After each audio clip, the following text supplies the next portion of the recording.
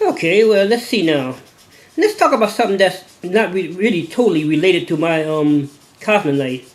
I watched a kind of a hokey program on TV called Doctor Who and the Daleks. Now, Doctor Who and the Daleks is what it consists of is it's a adventure about a guy who calls himself a Time Lord. And what it is, he travels in a thing called TARDIS, which initial stand for, let's see, now, let me try to remember what the term is. It has something to do with time, space, and relative dimension. The box is bigger on the inside than it is on the outside. And how you explain it is that space is relative when it comes to dimension. I mean, it's like the third dimension, the fifth dimension, that you can put, if you warp space in such a way, you can put more space into a smaller area than you normally would be able to. But now Doctor Who, he travels in a time machine that can not only travel in time, it can travel in space and dimension. So he can go to other planets, other times, and other dimensions. And he's always getting in all kind of trouble with all kind of creatures, not because he's a bad person, but because he's a do-gooder. He wants to try to help everybody. But the problem is, there's a whole lot of creatures out there that constantly trying to do bad. And one of these creatures is called a Dalek. And a Dalek is what you would call a mutant. His race fought a neutron war with another race called the Tau. And what happened was, the war created so much radiation that the Daleks couldn't live in that radiation. So what they had to do was, they had to create some kind of way of surviving. So they built these robotic-like bodies, but not in a human-like looking form. They made them kind of like a mobile tank kind of thing.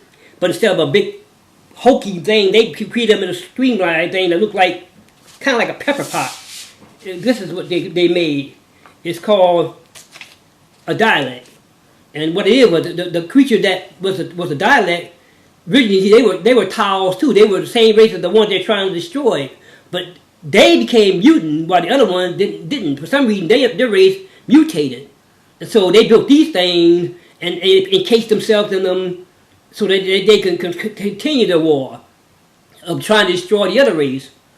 So now they're the radiation, they became so mutated that purity or normal kind of radiation like you call what we live off of is poison to them. They can no longer exist in a pure world. They have to, the radiation became so embedded in them that they could only live with this radiation.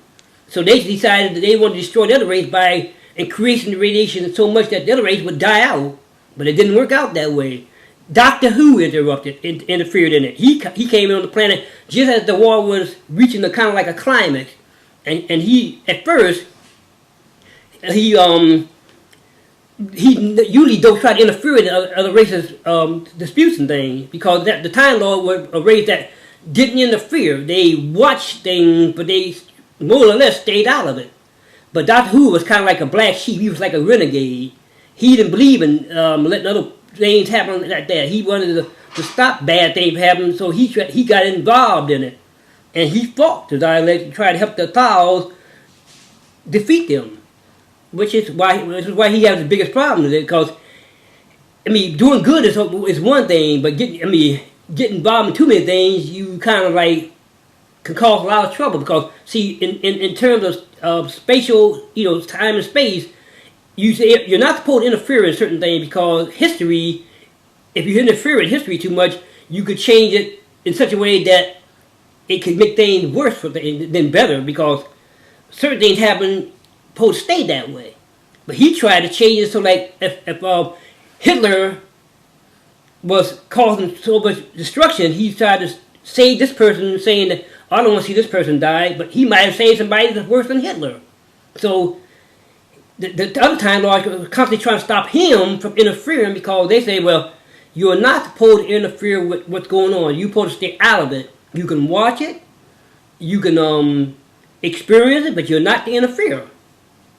So, but he didn't want to listen to that. He did interfere. So things got crazy. So these things were causing more trouble and more trouble. So finally he ended up destroying them.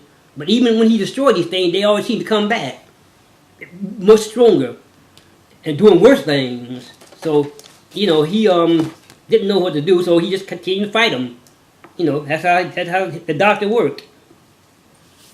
But you know, I like the storyline. But you know what? These creatures ain't nothing like the creatures I know. I mean, they even though they're kind of in a sense like that, they're not some creatures that don't get involved because they don't want to get involved.